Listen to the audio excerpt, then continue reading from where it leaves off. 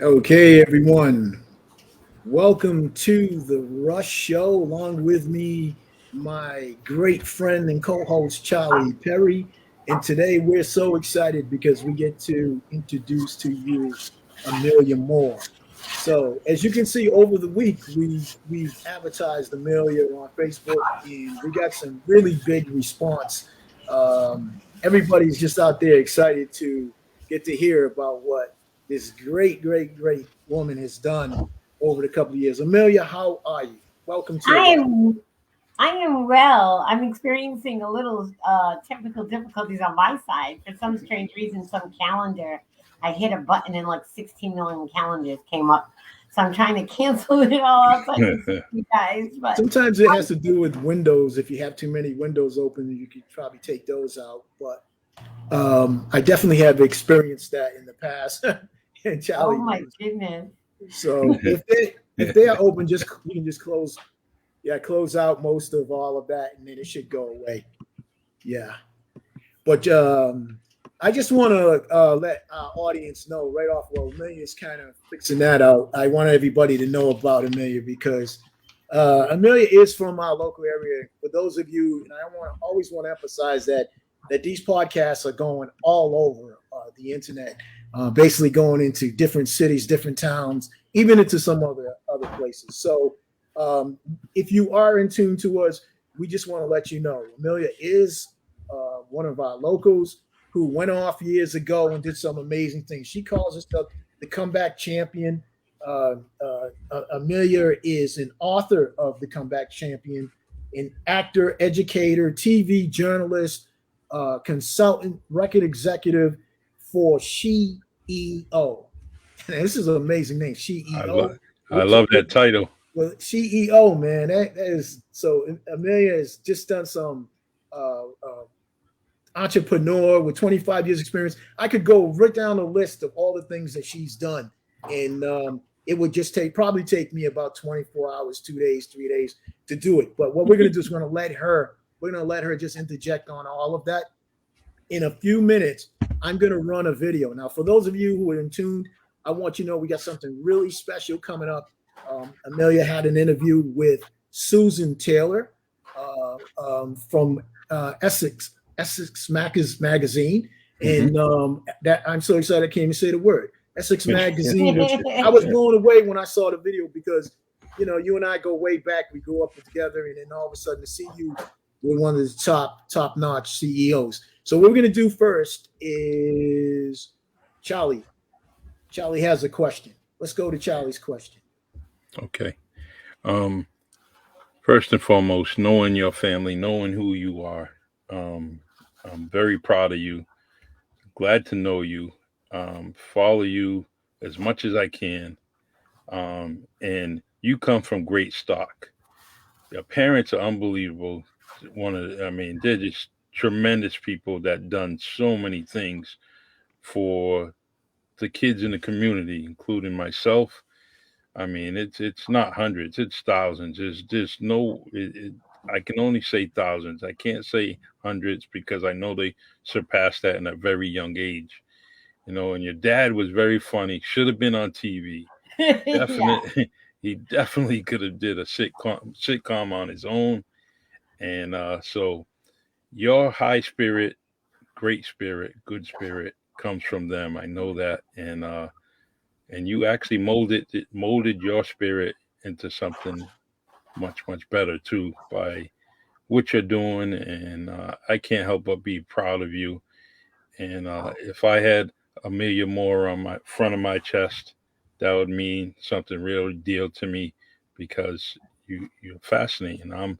This is no BS. I'm trying to be transparent. You know, Thank you so we are much. very proud of you. It And means that means the world to me. Thank you so much. When you notice something by your peers, that's everything. yes, Amelia, can you tell us? I know that I had told everyone that we had to skip last week and bring you on now because you had an exciting moment. You were in New York. You were doing Fashion Week. Can you summarize? Can you tell me a little bit about what you were doing last week?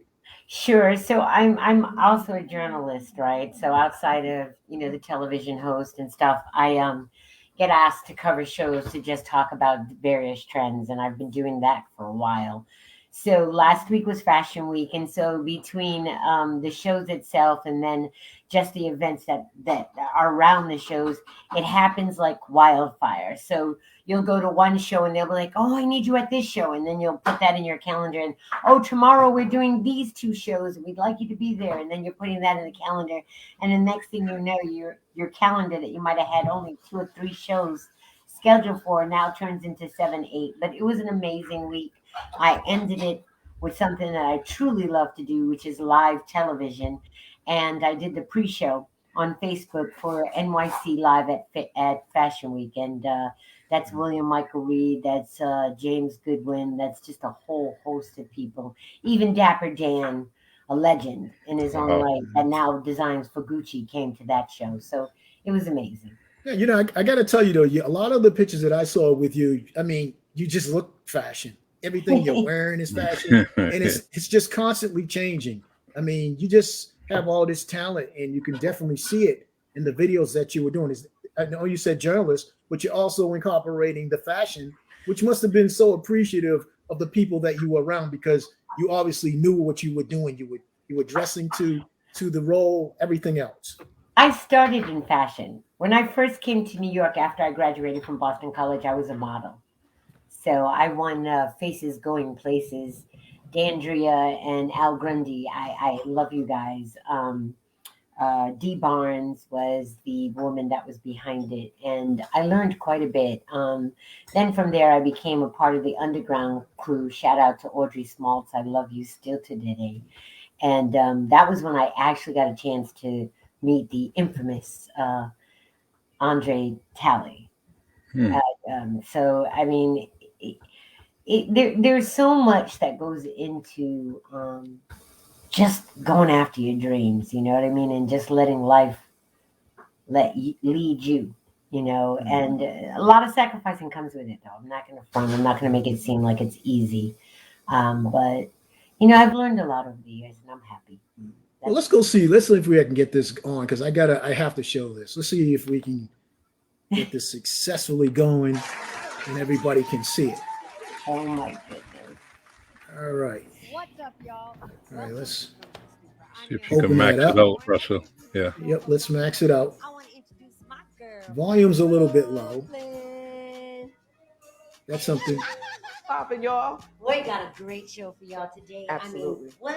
Yeah, dope. We got hot topics. We got a hot producer. We got a hot liquor company. Just hot liquor. Hot liquor. Hot liquor. But you know what? First of all, I want to let it known that we've Oh, now God. done, I guess, a collaborative with FRP, the Right. franchise record pool. So all you FRP DJs that want to be on the show to do your own DJ set, 3 minutes, let us know. Holler at us at info@franchiserecordpool.com. We also want to make sure that our DJs break records. So you have a 3-minute set to break the records that you feel should be on the radio. And our audience will just let you know, yay or nay. Right? Absolutely. And I also have to tell everybody, it's not our usual professional 9 to 5 corporate show. This is us acting good and Oh, crazy. God. So if you expected something serious, change the channel. You gonna hear shit. You gonna hear niggas. Oh, Lord. You gonna hear all of that. And Scene. Exactly. All right. But I guess we gotta really start going into our commercial. So right now we're gonna wind up going into our commercial. All right. I'm gonna stop that, right? All right. Wait, I gotta get out of that. Let me see. All right. Amelia, first of all, okay, I watch your expressions as you were watching yourself. I gotta get out of that. Here we go. All right, it's gone. Okay, so first of all, I'm watching you watch yourself. And I'm saying, you know, and you're laughing and doing all this stuff, and yet we're enjoying your personality and your skill on how to talk to people and do interviews. So tell me what you're thinking. Well, I mean, that in particular show was a pilot for a show that Lynn and I were going to do. We did it and then, you know, the whole pandemic broke out and that just got thrown away. But we're coming back now with a new show that's kind of a lot more polished than that one. It's called Sipping Something Sexy. And we're very excited about it. It's a step up from Drunken Stupor. But I was laughing because I was just remembering all the different things that we said we were going to do at that show. And we were like, you know what? We better go back to what we know and never mind, you know, trying to be a little roughneck. So that's why Yeah, but I like the antics of it. It's Yeah, almost like it's almost like a singer. It's almost like a singer. You show how you can go in your regular level voice, and then you shoot up to these high points, which people they like to hear, man. They want to see where can she go with that? And then all of a sudden you were like, bam, let me try this. The voice is changing, you're doing all that, and that makes the interview interesting, right? Yeah, well, I have a lot of fun. I try not to, when I'm on camera, I want people to feel what I'm feeling. You know, That's my zone. I love interviewing. I love having fun. I love acting. I love all of this creative stuff. And I'm finally embracing all of that. And I'm very excited at what's happening. So, yoo-hoo. But when you say you know you're finally embracing all of that, and I'm thinking about it, it takes all of these different things. A lot of people think this is just easy. You know, you just get on. I remember years ago when I started out on radio, I was just like, oh man, I'm gonna get on put these headsets on and start talking, you know, and the jitters would come on. And do you feel like you're at the point now where all those years of experience have just come around to the circle? Yeah, you know, when I did the 2-hour live, it was just like even Charles, my co-host, was like, "Yeah, like you're just one with this thing," you know. And I was like, "Yeah, it's just I love doing it now. I'm actually part of it." You know, the nervousness and all of that. There, you know, with any job you do, after a while, you become a professional, right? And it's second nature. And so now interviewing people at the drop of a dime, not really knowing too much history about them, but being able to stretch a 2-minute interview is second nature to me. I can do a red carpet, no problem. I can do live remotes, no problem. But when I first started, oh my God, the bloopers were insane. I'm like, what did you say again? Oh, I'm sorry, I'm on camera. That type of thing. So Charlie will definitely tell you that. Charlie's had so many interviews now. He's lined up. Charlie, what could you say to Amelia that you know you've experienced in this? Because this is something when you retired, you were like, oh yeah, I want to do interviews. And so when you started doing your first interview, man, and you know I watched you over a period of time. What did you think on that first one? Well, the first one was see, I have a tendency, and you correct me every single week. I don't ever correct you. And what happens is I should be looking straight ahead because I forget that I have an audience in front of me, and I tend to look down, and and I got to stop doing that. But that's the hardest thing is my old habits. I'm trying to correct them on the fly. So, and I see from the earlier interviews where I was doing it, and then even now the later ones, I'm still doing it. So I'm trying to correct that as much as I can, and that takes practice, especially when I wanna try to get a what's it? I am DB profile. I want, Yeah. I got to straighten up, man. I got to follow the guidance of Russell Ramus, and I'll be all set. But just my little habits bother me because I like to listen and see all the interviews later on, and then when I pick up on things, I say, man, and I try to correct it, but it's going to take a bit. But one day I'll be like Russell Ramus, and No. Don't do it. um, Amelia, you Yeah. manage a lot of people in this business. You've been doing this entertainment thing for a long time. How is you as a manager? And I want to ask you in a couple of, when it comes to talent has to have a good manager, a manager that not only not that they're writing down everything for you, but they have to be they gotta be behind you. They gotta watch your back. They have to make sure that you are in every ways. You're technically safe. You're healthy. You're everything. Give me some examples of you working with talent, and how did you do that? How would you manage somebody? Well, I mean, to be honest with you, I did management for a short stint. I didn't really like it because it's not really where I can exercise most of my skill set, But a good manager is someone that understands where the artist is, utilizes their contacts to get the artist to where they feel that artist should be, expanding their fan base, expanding their market value, expanding their exposure. That's really a good manager. So I managed the Cellar Dwellers, which was a hip hop group that was signed to Loud Records. I also managed the Mountain Brothers, the first Asian hip hop group, and that was a great experience. I mean, we opened up for Tribe Called Quest, and nice. we did a whole tour independently before this whole independent craze went about, before we were utilizing the internet in the manner that we were just starting to use internet. This is like pre-Napster, just around that same time. And, to all the artists that are out there, a lot of them get my mans in them and then they just assign roles. And I love to remind everyone to never forget that this is a business. Okay. And like any other business, there are true positions and a business mindset that you must have for each of these applied positions. So a manager's job is to protect the artist and expand their career on every level. And, your personal manager, right, is the one that makes sure that you have the life insurance, make sure you have the health insurance, et cetera, right? And works in tandem with the business manager so that you're completely round, right? And then you have, if you're if you're an actor, then you need your agent because your agent's going to secure your bookings, on top of your manager, on top of your personal manager. So there's, and if you're a recording artist, you have the record label, and their role is to get your whole program out there, whatever your brand is, that's their role. And so now you have those three. And then, it's also building the team with, your accountant, to make sure that you're not getting into any problems tax wise. And, people don't pay attention to these things and, they get caught up. So for those of you that don't know, make sure you check out the Hip Hop Alliance.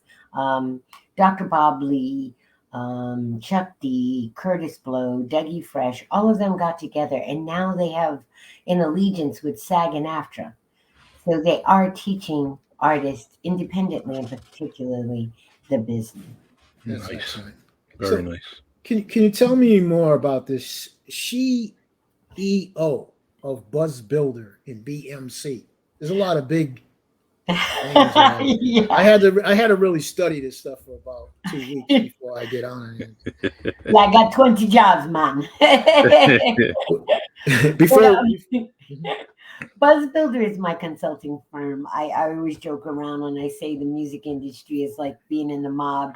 Even though you get out of it, you're never out of it, and they always pull you in. So, I decided to start my consulting firm because with the influx of what's happening right now in the marketplace, there are an extreme amount of artists that don't know how to connect the dots. And so I consult. The title CEO came from like 1996. A girlfriend of mine, Saida Brown, shout out to Saida. We did a book called 97 Tips to Transform Your Business Today. And we had all these women entrepreneurs talking about various things that they do to sustain themselves in business and what were those tips. And as Saida and I were talking, we were like, I was telling her, I said, these women, they're not CEOs, they're SheEOs, because we're not ignoring the obvious that we're women, and that we're running things. And I felt like that title was more appropriate and more poignant to who we are and defined us to the fullest. And then I wrote the book SheEO versus CEO, because the verses is not about competition. The verses is about communication. And, a lot of people that follow my career, my highest in the music industry was when I was GM of Rough Rider and president of Rough Rider Lifestyles. And what people don't know is Lifestyles was the dog food, the thug workout, the bikers, the record label, and the clothing line, and the producers. So it was like all these different entities. And it would, sometimes it'd be me and 100 men. And so I became one of the boys. And so this book helps women understand man talk, but from a woman's perspective. And this book also helps my brothers understand some of the things that they do to us that they really don't know, but it's not really progressive. And, take it from the subconscious and bring it more to the conscious mind so that we can effectively kind of bridge that gender gap. Okay, so what I want to do is, since we set that up to talk about the CEO, I want to go to this video, which is definitely CEO oriented. So let's see if we get this right and get this going. Give me 1 second. All right, here we go.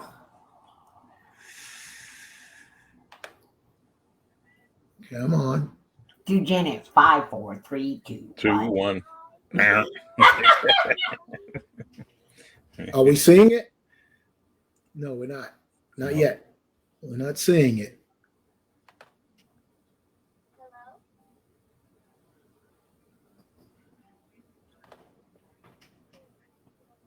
Are you seeing it, Charlie? Nope. No. All right, give me 1 second. We are going to do this. We are going to get it going. Give me 1 second here. And we are going to share it. Here it goes. All right, Russ. Ta-da. That's where you go to a commercial. All right. We're going to go to a commercial. Here we go. All right. Go back. Press the button. Boom.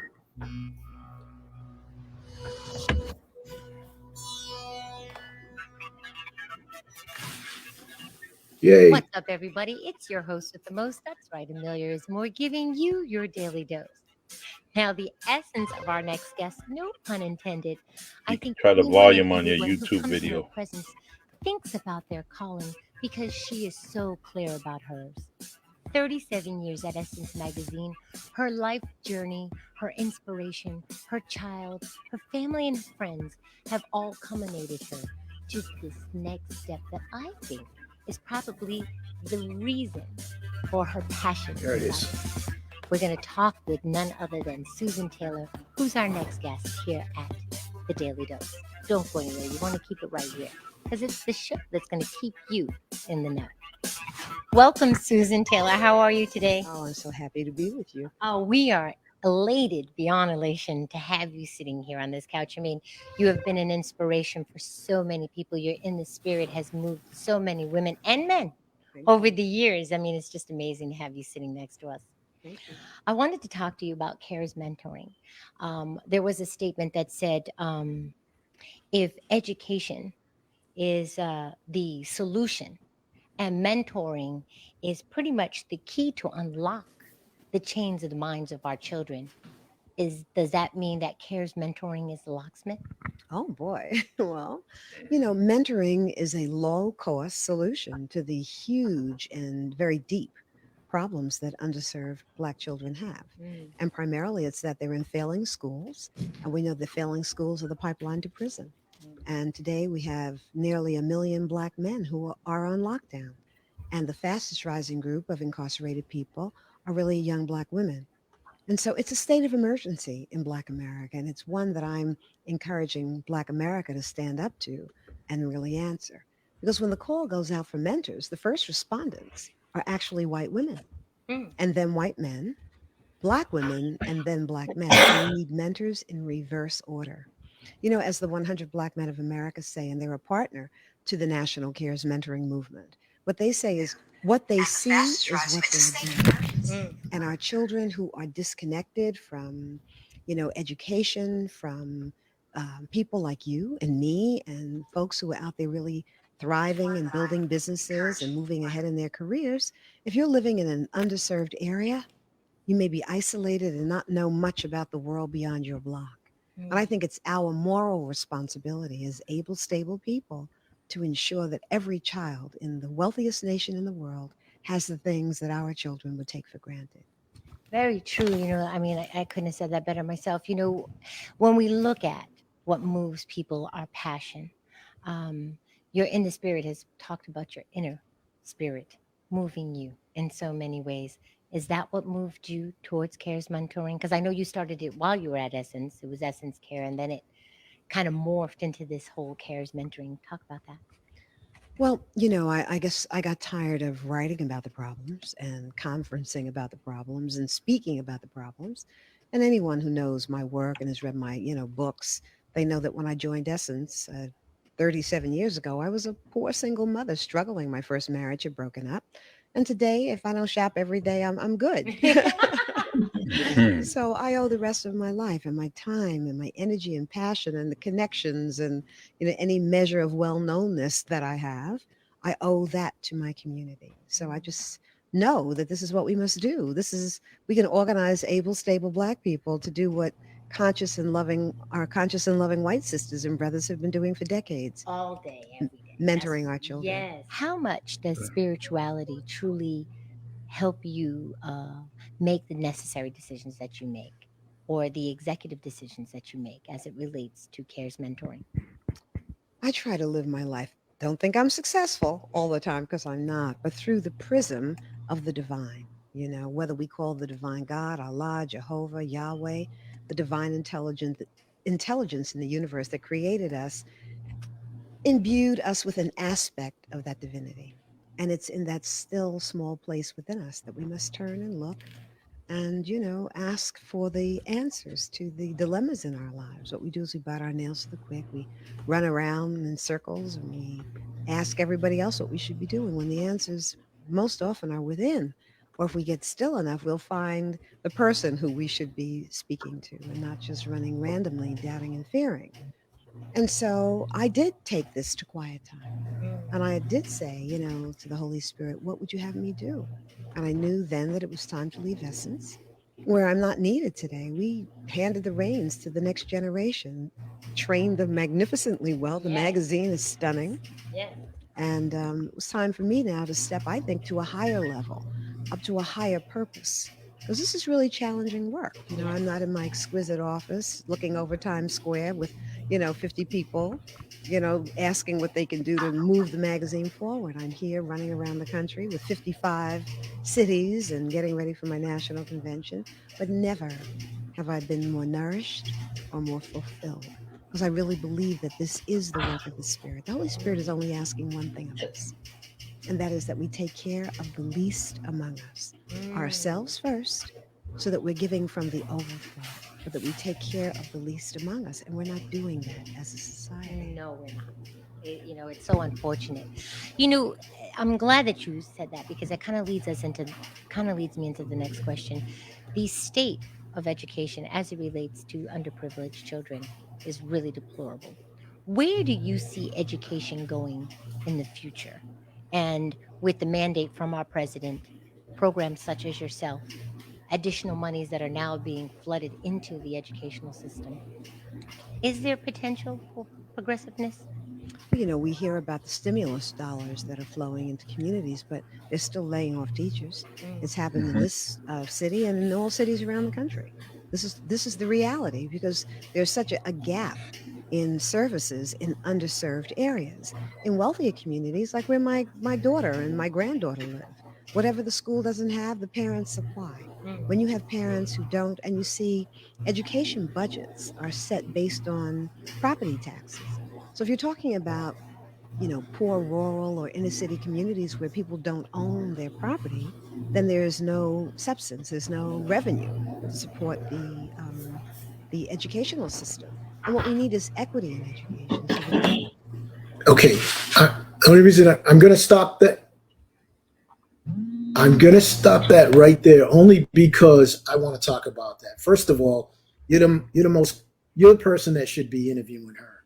You were so comfortable, you just, I think that when you talk to someone, she was really big. She's, really, really big. So when you're sitting with someone, that has so much experience, and you got to be talking to someone who you're comfortable with, and you obviously made her feel comfortable enough to just sit right next to you and just talk about these things.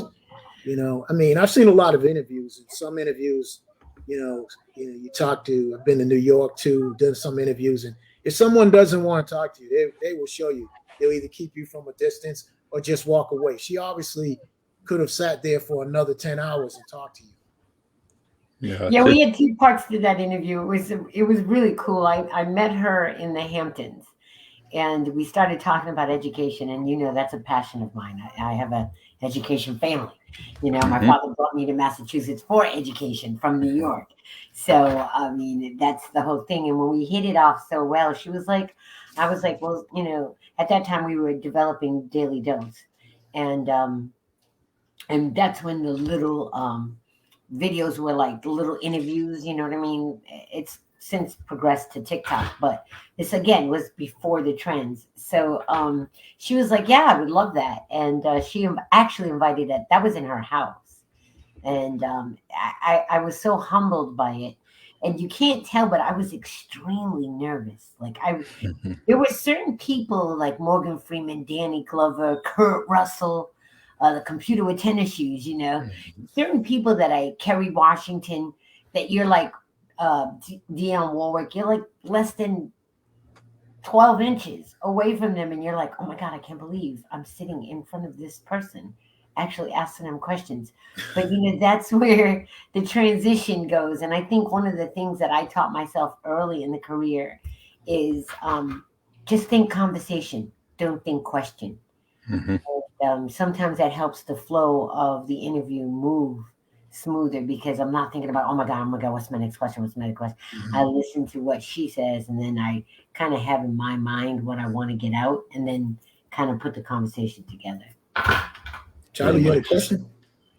No, it was just amazing seeing them both together, and when you see Miss Taylor, I've seen her in different interviews, different shows, broadcast, and so to see her up front, so comfortable and relaxed, and like she's there with her sister, and just chopping it up.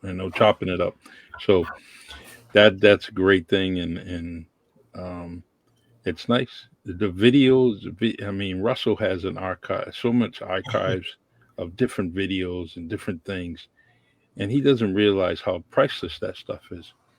And Amelia, with your interview, that's a priceless moment. That's something you're going to reflect on way, years down the line to say, man, I check that out. I'm with her, and along with the many, many other things you do. So that was my second time interviewing her. The very first time was with a show in the 90s called What's the 411 that was on Time Warner. And I think that was the other reason why she just opened up arms, because she remembered that interview. And that's when I was like really, really super, super green. And it was really funny to look at the difference between that interview and the second interview. It's like really funny. Well, I'm going to run more of it later, but I want to talk to you about the Bronze magazine. Can you tell me about the Bronze magazine? Sure. So, shout out to Bronze Magazine and all my bronze bombers. Um, Goodness, I had met the editor in chief, and at an event, and she was like, "Oh my God, I'm just so enamored by you. You know, so your dedication to like women empowerment, and I'm very serious about that." She was like, "I'm starting a new publication. I would love to do a story on you." And she says, "I'm starting a new magazine called Bronze." And so I was actually the very first article written for Bronze Magazine. Very Then nice. I loved what she was doing so much. I was like, listen, girl, I would love to write for your magazine. And I became one of her leading contributors, and did mostly all of her cover stories. And then, like anything else, you begin to grow and you want to expand the things that you're doing. I was leaning more towards television. She was getting more diverse as far as the story. And so we kind of split, but she was like, listen, the 5-year anniversary is here and I want to bring it back to where we first started. So would you be interested in being the cover?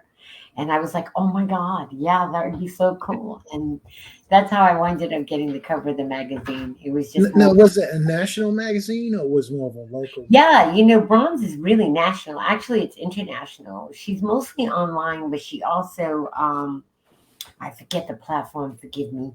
But she also offers a print version of it. But what I love about Bronze is Bronze celebrates every diaspora of being a Black woman, a woman of color. And that's the thing that I celebrate. So she does articles on just about everything and celebrates just about everyone, male and female, that contribute towards the greatness of the Black diaspora. So shout out. Hey. Very nice. I wanted to go into the part about the education, child advocacy, along with women empowerment, which you mentioned, the acknowledgement of other awards like uh, Excellence in Business, Tennessee State, proclamation from the Brooklyn Borough President. President, who's now our mayor. Go ahead, Eric. All right. Woo-hoo! So isn't that how everything comes around, right? You made a connection right there. Um, I want to talk about what you did, which is like the highlight of this. I really highlighted, and it was about how you were involved in the South Bronx Step Team who stopped gun violence in their community for 276 days. And I thought that was a big, I had to highlight that. So right So, now with everything that's going on right now, we get this problem with guns. What is it that you did? so I really have to give a huge shout out to Lisa Pratt. She was the program director. I was the activity specialist and the education specialist for the after school program in the McKinley housing. But what people didn't realize is at that time, McKinley was like the third worst for violence in New York City. Wow. Housing facility, and the children were really being affected by gun violence. Either they were losing family members, or they couldn't go into the center because there was a shooting, or they couldn't get out of the center when it was time to go home because there was a shooting. They literally were walking around bloodstains, and so Lisa was like, "We got to do something." And so she started this step team. They did cheerleading, that didn't work. And at this time, these girls were only 9 years old. 9 and 10 and 11. Then what happened is when I became part of it, they were a little bit older. They were actually just getting ready to go, seventh, eighth grade. And they were more serious about it. And they had participated in the Step It Up program. Excuse me, that the New York Developmental, NYCD, created. And from there was also another program called We Day. And basically, what we did was anybody who would allow us an opportunity to step, we would do marches around the neighborhood. It was just really kids saying enough is enough, you know. And one of the steps that they did that was always gut wrenching for me was, we will no longer watch our brothers and sisters die at the hand of a gun. That's what they would say while they were stepping, and it's so impactful. And then what happened is like anything else, I tell people, it's not that you can't, you just don't know how, right? And so we started looking at other opportunities, Elisa and I, and she came across We Day. And what had happened is they were so stuck on like one girl, and we were like, no, so I wrote a letter, and, Lisa sent it in to explain to them that this is a community thing. And this was a young sisterhood that was being developed because all of them experienced trauma, and then they loved it so much that they flew the girls to LA. And that was the first time these girls had ever flown, So it was so cute to watch that. And then they were they had this uncanny experience because like Jennifer Aniston, Morgan Freeman, all of them were like, we know who you are. You're the Clovers. And the girls were like, what? Selena Gomez took pictures with them. They were like, what? And then when they got on stage, Allstate gave them a $20,000 grant to continue their advocacy. And from there, the girls kind of transitioned from the Clovers to TOC, which was transitioning our children, because they were becoming older and they wanted to share with young girls the same experience that they did and kind of help them to overcome the challenges of going from middle school to high school. Well, the story expanded, and I met another mentor of mine who's still my mentor till today, Shelley Zalis from the Female Quotient. And it was really crazy because I was there at Adweek, and I saw Shelley, and I was like, oh my God, I've got to meet this woman. So the following year during Adweek, I went specifically to the Female Quotient Lab, the female lounge, to meet Shelley. As we were talking, she's like, I need a step team. And I was like, what? What did you just say? I was like, I have a step team. And she was like, what? What did you just say? And the next thing we knew. Right place at the right time, right? Right. The next thing we knew, we were flying to Texas for South by Southwest. And I don't know if anybody knows about SXSW, but that's a huge content creative conference that just talks about change and change makers and leaders and stuff like that. And the girls stepped there for not only gun violence, but also female empowerment. And shout out to Helen from Facebook. She was so floored there by the girls that she was like, I want to take them to the south of France for Cannes Lions. And Very that was nice.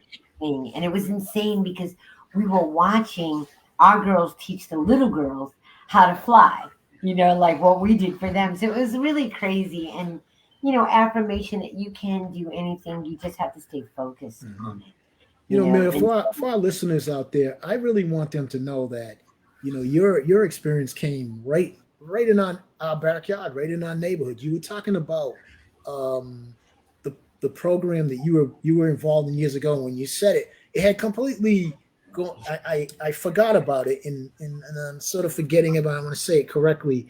It was Cuba. Yeah, it was Kuta, the Cape Verdean University. Say how you were. Shout out to Colleen Caldwell. No, say it again. What was the name of it again? And all What's of them. the name of it again? Kuda, CUDA. Cuda. Okay, Cuda. Buddy Andrade, all of them were involved in that. And what had happened is I had graduated from BC with an education degree, and I always about giving back before I step into the next thing. So I had made my decision. I was leaving New Bedford, and I was going to New York to pursue entertainment and, modeling, et cetera, et cetera. And so I wanted to do something for my community. And so we had Monty's Park popping. And I basically showed the mayor at that time that you can, in fact, utilize the youth that you're using at these recreation centers, like, these parks, for them to actually keep children engaged so that they don't lose the academia that they, are not utilizing over the summer. So we had sewing classes and art classes and volleyball and water, the sprinkler system. We painted the basketball court, the south end and all of this other stuff. And it was really a lot of fun. And, it kind of makes me laugh because, the guy sitting on the right-hand side of the wall, that was an agreement we made years ago. Because it was like, guys, kind of want to keep the kids separate from the stuff that you're doing, but it's all community, so I'll make a deal with you. You guys stay on the right hand side of the park, right? And we won't bother you, and let me have the left hand side of the park if you were facing the park. the left-hand side so that I can have all my activities and kind of keep it separate from the stuff that you guys are doing, like, we call Molly and, and everything else, right? And, sometimes I go to the wall and I see everybody chilling still on the right-hand side, and I kind of giggle to myself because, some things are hard. But what you're saying is so important, because you need to have activities. When I was young, we had, growing up near the Hathaway School, we had some excellent recreation counselors that kept us going. If we weren't playing sports, we were making GIMP or having little entertainment shows in the summertime. We had some really excellent counselors that cared about the community and had us kids doing things all the time. And I know that's what you did. It's all coming to me as you were talking what was going on down at the park. So if you engage something like that with young people, they'll find out whether it's a basic thing like learning how to do a video editing program or doing the entertainment. And most of all, what I really like to emphasize now, because Charlie is big on this, and I hope we can bring our youth to realize this. And you get a lot of these young entertainers who like to use the words and turn it into music. Man, you should be publish books. Let's encourage. I know Charlie's all for this. Let's get these young kids to publish books. We need to get them to start writing books, because that's really. We taught them everything else. We took them to the recreation, but let's start doing more books. I agree with you, but I think there needs to be an infusion. Shout out to Walter Bland. That's one of my clients at my consulting firm, and he has a coloring book, a digital coloring book, infused with music in the background, because, due to the world of multimedia, education really has to be very engaging. Our children are being entertained by cartoons and video games and all this other multimedia. And so for them to just sit quietly and open up a book, it's somewhat of a challenge unless they're being nurtured for that to be that way. You know what I mean? But if they're not, if they're of like what I like to call the entertainment world, to get them to sit quietly and read a book, it's not enough. It has to be animated in some form. So I like to tell teachers, kind of bring that into, when you're trying to three-dimensional when you're trying to bridge them into the world of reading and enjoying that journey, that escape. You have to give them a little bit more. It's so funny because the second time I did a program like that for my community was when I was program director at the Y, and I'll never forget, like, my kids, you got the cool kids, and then you've got the kids that are like doing the stuff that the cool kids don't deem as cool, right? And my kids there was a certain group of my kids that loved Yu-Gi-Oh! And playing with the Yu-Gi-Oh! Cards, right? So my so-called cool kids was like, Yeah. And I started a Yu-Gi-Oh! League, and the kids were like, where's everybody going? Like, wait a minute, I'm not cool because everybody else is going into this league. And it was really cool to watch that fusion. I mean, I had mothers all the way from like down in the Cape coming up just to join the Yu-Gi-Oh! League. So, again, it's not about you can, it's how. We did that at Keith Middle School. It was a small group, but everybody was curious. What was we doing in that room? Right. What was he doing in the so I get that. I understand what you're saying. Made them cool. Yep. Hey, can we talk? Oh, I'm sorry. Go ahead, Charlie. Actually, one of the kids ended up opening. He opened a card store, and that's his business. So it's crazy that it came where he was thinking beyond the club. He was actually thinking about business, and he still has it. So that's our job, Charles. That's our job, Charlie, is to lead kids into their passion so that they can make a profit from it and they'll be content with life. I agree. Can we mention your dad again? He's been gone for a while, but can we talk about your dad and how I used to go over the house and he had his synthesizer there, and there's always things that you regret. And I remember going there and I should have said, hey, can you teach me how to sing or something like that? Even the great Fudgy couldn't teach you how to sing. So oh my goodness. Oh, we're gonna have to do a show just on when Russ was singing, man. You better believe it. Amelia. Yeah, No, well, no. you know, Let's go back. Let's go to your dad. Let's tell the me. funny Tell me thing about your my dad. father, I didn't realize, like, you know, your dad is your dad, right? Yeah. But I didn't realize how much of a G my dad really was. I don't know if you guys remember Hawk. Yes. Okay, and you know, everybody used to be like intimidated. I loved Hawk, but you know, he was like a big brother to me. But I'll never forget like how people sometimes would cross the street when they saw Hawk or whatever, they didn't want no problems, whatever, right? And he was like, Mr. Santos, you know, and I was like, oh shoot, like my dad knows Hawk and Hawk is bowing to my dad. Like this is crazy, you know. Or I remember when they wanted to do Route 18 and they actually wanted 18 to go down Purchase Street. And there was this kid that came to my door, right? And said, you need to sign this paper. It's eminent domain. We're going to be knocking down all these houses, yada, yada, yada. And my father looked at him and said, no, you're not. He says, you're going to build that highway 2 blocks down where all those dilapidated houses are. That's what they're going to do. And he was like, so I refuse to sign this paper. And the guy was like, sir, no, you don't understand. He said, no, gentlemen, you do not understand. Have a good day. And I was like, Dad, you're telling the city that you're not going to comply. Like, what are you doing? Like, we're going to go to jail. Like, you know, I was young. I didn't know, right? And he was like, never underestimate the power of the people. And I saw that. And 18 is where it is, you know, because all of them, Mr. Senna, Miss Barrows, all of them got together.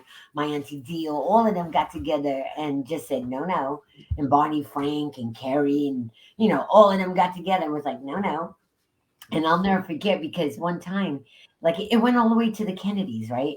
And I remember one time, I think it was Ted Kennedy called and I answered the phone and I was like, hello. And it's like, yes, can I speak to Frank, please? And I was like, oh, okay, must be somebody white, not Fudgy. And I was like, Dad, some guy by the name of Mr. Ted Kennedy is calling you. And I'm like, yeah, right. I thought it was a gig. And my father was like, give me that phone. And I was like, oh, it's Kennedy. Like, you know, it's just funny things that you remember. But the best thing that I love about my dad was after dinner, we had dinner at 5 o'clock religiously. Could set your watch to it. Right after dinner, him and his boys would walk the neighborhood just to keep the neighborhood safe. And they would do that every single day. Yeah. Not sometimes. And back then, someone could tell you, you know, something. You know, they kept us all in check. But if you did something wrong, that person would tell you, you know what, I know your father, and I'm gonna call him. And you were just like, oh no, because you knew you just got put in your place. And then if you got home and your father said, you know, I just got a phone call from so and so, and I was like, serious? And I, you know, I was like, how did you know that? And they said, well, they know me. You know, I was like, oh no, this is work. I want to let you know that we all grew up in the era of the first speed dial, because when they called your parents, it was only five digits. It was only 5 digits. And man, you know, you only have to remember 5 digits. They had a network. They had a network going on. You always knew, even if you thought you got away with it, a week later somebody would have passed it down and said, by the way. So what I wanted to ask you though was, your father was a musician. And I know I heard a piece that you did and I was like blown away. It was your vocals. I mean, are you still pursuing singing also? No, I do it mostly for recreation. You know, I'm still very much, always in the studio, always listening to music and whatnot. But I just do it for fun, and that's why I did that with my dad. I mean, I'll never forget. My father made it really clear that we moved to New Bedford for not only the education, but for me to learn my culture. And, we used to do the cantares and every New Year's. We did all that stuff, And so I'm very aware of me being, a Cape Verdean and what that means and what that brings to the table. No, I'm sorry. When you said that, you had actually lived in New York before. I was born in New York. I'm a Queens girl. Okay. But my family, Brooklyn. My family's Brooklyn. My mother was raised in Brooklyn. And when I moved to New York, I moved to Brooklyn. But now I'm in Harlem because I love it. Right, so you came back. I had the same similar experience as you did. I moved out when I was 5, and we lived in New London, Connecticut, when my father worked for the Navy. Moved back to New Bedford. This is why I mentioned when you were walking down the street, all Cape Verdeans, they all know each other. So if they turn around and someone said, "Oh, I know who your father is," I'm going to call him. I said, "Well, how would you know who my parents are, man? Like if you lived down in Bay Village, the only thing is that they knew that my grandparents were down in Bay Village, but how would they know everything else like that?" That's what was mind-boggling, is to walk around the city and have somebody just look at you and tell you, "We know who your parents are." Yeah. Well, the funny part about it is I always called New Bedford Mayberry, just because I traveled back and forth from New York. And it always took me a day to adjust to New Bedford because everybody says, "Good morning, how are you?" The car stopped for you and everything else. And then it would take me a day to adjust back to New York because nobody cares. You know what I'm saying? So it's like you can't be saying, "Hey, good morning," and people look at you like you're crazy. So, but the funny part about it is every time I came home, I'm always Penny and Fudgy's daughter. And like I would step into a cab and the cab driver would look at me. "Oh, I know," like Henry, the cab driver. "Oh, I know who you are. You're Penny's daughter. I know where you're going." That only happens in New Bedford. You can't. Yes. I have another video I'm going to show in a minute. How's that? Let's see if we can work this one out and take it over and see what's going on. All right. Let's see how we deal with this. I'm going to share it. Right. Speaking of sharing it, anybody that's on the podcast viewing and listening, please share this podcast on your profile, make it public, and more the audience, more interaction. Share. Your daily dose. We're here at 150 Barrett for none other than 3 Olives Grand Fiesta. Kim Kardashian is the host of the evening. There are so many people that are here. You don't want to go anywhere. You want to keep it right here because we're going to give you your daily dose.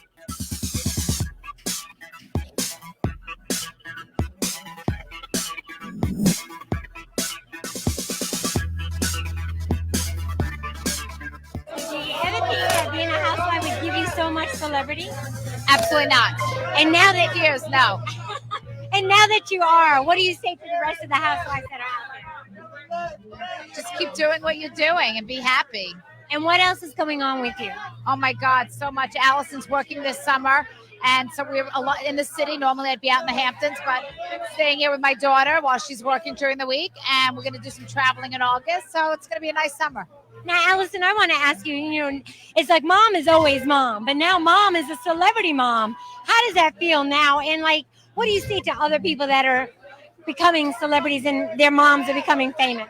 Well, it was a little weird at work today. I was on Twitter and went on the homepage. I see Us Weekly Twitter that Jill Zarin's house is up for sale. It's it's my apartment. I died. I'm why does everyone know that we're selling? And what do you hope to aspire to do now, given that, little extra boost with the celebrity of your mom and family? Well, hopefully I'll be a photographer. So I got a lot of connections, being a reality show with photographers and filmmaking and all that stuff. So it's really great. Continued success to you, darling.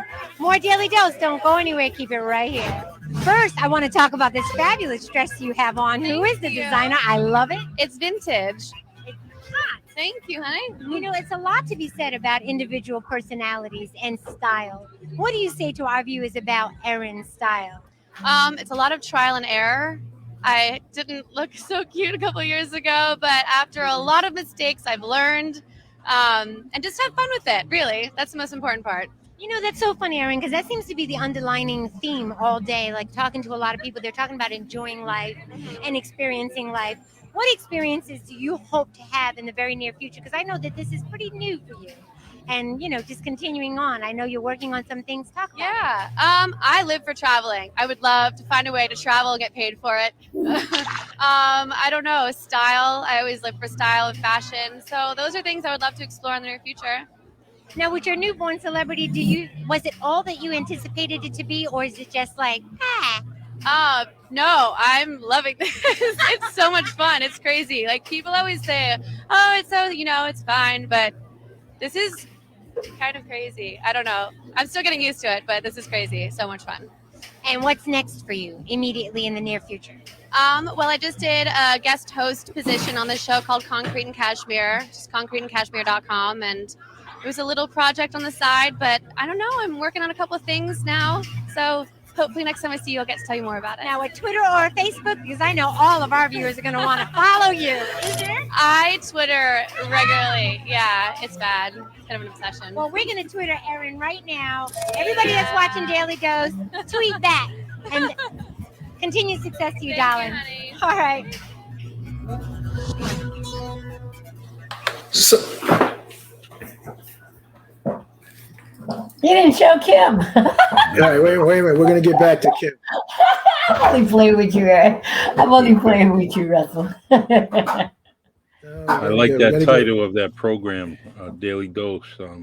Yeah, shout out to Bam. Bam is an excellent videographer and editor.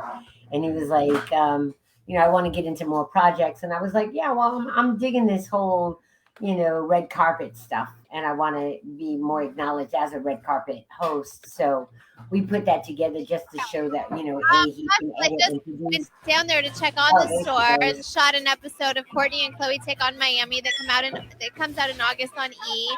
So I'm really looking forward to just sitting back and watching their show, and I think it'll be very fun. Now, Kim, one last question, because you're a very progressive woman. You always carry yourself impeccably. What advice can you give to our viewers that aspire to be someone like yourself, a model, an entrepreneur, today's woman? If you can find something that you love to do and figure out a way to make money at it, I think that you'll be happy for a long time. So, you just have to have goals and set goals. And, it was always a dream of mine and my sister's to open up a clothing store, and we did. And, we were very passionate about fashion, and that's our background, and that's, our home base. And that's where I think that I would love to grow and start being a designer and open up more stores, as we are starting with the Miami one. So as long as you just have goals, make a plan. I like to write things down. I'm very goal oriented. So if you write it down and you visualize it all, it can all come true. And tell us who you're wearing. I'm wearing Zara. Because I love Zara. Till next time, it's your host of The Most Familiar Is More, making sure giving you the daily dose. Love it. Well, we couldn't miss that. She was a sweetheart. She really was. She was a sweetheart. Amelia, that's just fantastic. I mean, you should have like a million. Let me just shut this off for a minute.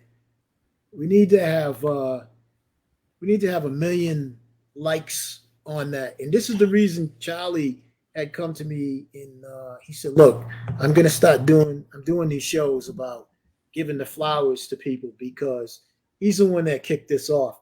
This is something that should have been done long time ago. And I'm glad that I'm here today with Charlie to have this opportunity to come to you to say, hey, thank you very much. We're so proud of you that you did all this.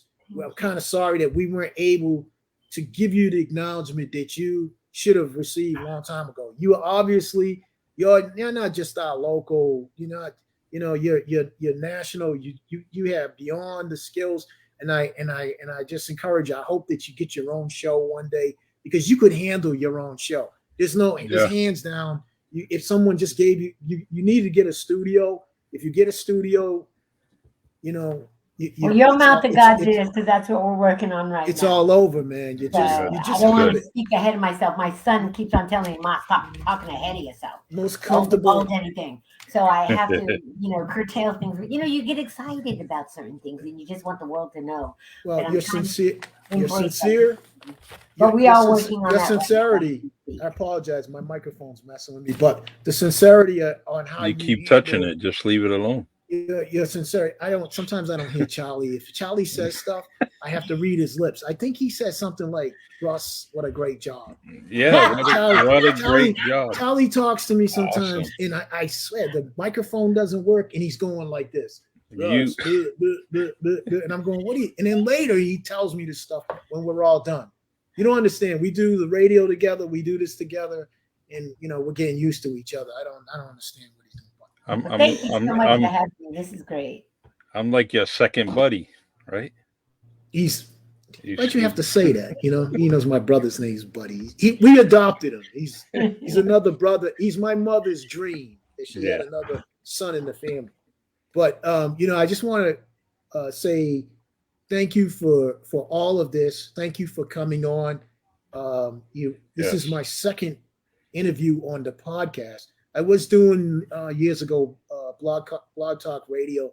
There's like over 40 interviews on there. Unfortunately, Blog Talk Radio basically cut us off at some point. They wanted to start really charging a little bit more, and we lost all of our interviews. So if you go on to blogtalkradio.com/Russ Ramus, you'll see all these interviews. But if you click on them, they don't really run. Oh, man. Charlie invited me on.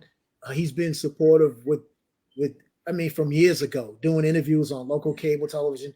Charlie's always done it, not just for me, but for everybody. So he's kicked this off. He's doing this and getting all of us back on track. And the most important thing is to remember our friends and remember who we are. And I don't know how he does it. He has this most fantastic mind that he just puts all this stuff in. I keep telling him he's running it with batteries. He's got to be, because he doesn't. He's like the ever-ready battery. He doesn't run out. But I wanted it, and it goes all back to you, Russell. You're doing an amazing job, and you have a history in itself within your four walls of your house. The history that you have seen, you have experienced, you have videotaped is amazing, and so 5 stars to you, my friend, and I proudly admit that. I proudly say that. As much as I'm going to tease you later that I really didn't want to say that, Russell, but your brother gave me $20 to say it. I couldn't figure that, but no, you are a great man. Don't sell yourself short. And I'm glad you made me part of this interview with Amelia Moore. He's a great guy. There's something important though we need to talk about. We talked about priceless moments, and I have to share this because we said we were going to leave this towards the end. We have to talk about it. What happened years ago is Amelia and I, we're really good friends, and let me tell you, we had the best swimmers in this city down in Municipal Beach. You know who they are, right? Let's talk about you, Faithy, Jojo Forts. He used to get in trouble because he used to swim right across the river. We have names. If I'm not putting your name right now, I'm sorry, but we were like it was like we were from the Caribbean. We could not only swim, but we could dive. You had Gary. Those are the days of the Gary, rap. yep. Gary Correa was a lifeguard. He used to row all over the place. We were all in excellent shape. So one day, I just happened to say this. I said to Amelia, I took her to the challenge. I said, Amelia, I want to race you down the beach. And these women down the beach, man, let me tell you something. They were the best. And I said, look, I'm going to put you on a line. Let's go. So one day, I tell Amelia I'm going to meet her down the beach. I get down to the beach. I'm looking at Amelia near the shore, and I'm thinking, man, I'm going to get in this water and show her what time it is, right? I turn around and look behind me, and her whole family's there. She's got her cousins, her uncles, her uncle's cousins. Everybody is there, and they got a bottle of champagne. Oh, you don't believe this story. This is a real story, man. And they're ready for this race. And so I'm like, I don't have any, but no one came down to support me. She's got her family. So they're like, Amelia, her mother's like, Amelia, get in the water, beat him, what time it is. So we get in there, we line up, boom, the gun goes off. We start swimming. Bam, bam, bam. All of a sudden, I come up out of the water and Amelia is in front of me. However, I have to tell you the reason that happened. Amelia doesn't understand that I saved her life. When she was in the water, I saw a shark. And when I saw the shark, I stopped swimming. So the reason I cut off and went the wrong direction is because I saw the shark. So I came up out of the water to tell her, Amelia, let's stop the race. But do you think anyone gives me any credit? You think the family would have been like, you're a hero, Russ? No, I get out of the water, they're busting the champagne open for Amelia, pouring it. The whole family must have been like 50 of them. They're all pouring in the champagne. They're like, oh, Amelia's so great. She beat him. Blah, blah, blah, blah, blah. And they held me that for years. I heard it. You know how New Bedford is, right? You can't. It was like Amelia beat Russ. You may as well put it in the newspaper. Hey, I'll tell you right now, young lady, if you want to make another, I'll challenge you Don't do right that to now. yourself. Charlie's my witness. Guess what? And let's talk about it. Along with- Don't do that to yourself, brother. Along on with the Charlie, I swimming got a team. towel for him for his tears. Oh, go ahead. Tell me Yeah, about the towel. What about the towel? What happened? yeah, Let's tell the truth now. if we race, if you all race again, guess what? It's Okay. going to be the Santos family, the Moore family, the Perry No, family. I'm not going to show and up, man. I'll tell you that Everybody much. on my podcast, I'm going to make sure they go down there because Amelia was on the swimming team. You got to understand. Yeah. He was on the swimming I team. was WSI. I was a lifeguard, and I was on the swim team. And he I love it. challenged me, and I was on the swimming No, team no. for 3 weeks. But then I injured my back. I couldn't swim anymore. And it must have come from that silly swim we took down the beach or something like that. I probably sprained my back. I was doing like this. Bam, bam. We could do all of those things, including diving. All right, let me stop telling stories because this is. I'm glad she beat you. Oh, She that's did. so- She's good. Amelia's I am great. so- I would have had something to brag about, but they can't do it. you have the Okay, I lied. There was no wettest towel. shock. There wasn't a shock. Okay, I lied. It was a whale. It was a whale. I'm gonna let you Whale. tell it. It's a great story. It was a All right. jellyfish. Remember when we used to throw that at each other? Oh my god! Yeah. Oh my God, a lot of jellyfish Oh, I down there, hated right? that. Remember? I saw Yeah, a couple jellyfish of people bomb. went out. Yeah. A couple of people had to go to the hospital because of that. Jellyfish Yeah. were dangerous. But I want to thank you, Amelia. This is I could go another hour with this, but we're gonna let you go. And let Charlie, thank you very much. I appreciate. Thank you. And Thank our you. Thank listeners you. will be able to do this. It was great to be around Amelia Moore. And as she says, Amelia is more. And she's the CEO. And she's everything to us in this city. From all the crew around Purchase Street in New Bedford, Massachusetts. We love you. And we love Absolutely. you. Yes. Thank you so much Very for having much. me. And guys, be on the lookout for Sipping Something Sexy. That's the television show.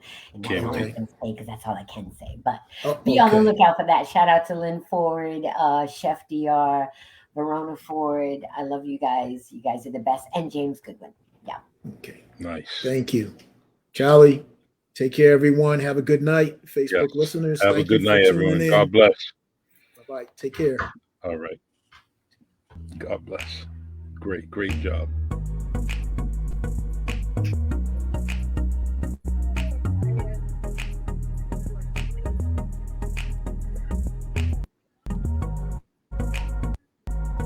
That was fun.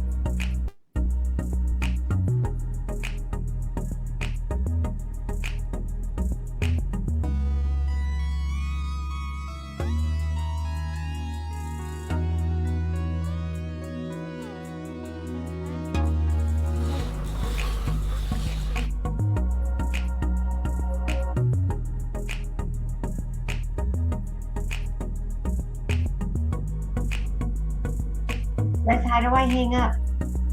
Oh, I'm gonna hang you up. Oh, okay. Bye. That's pretty.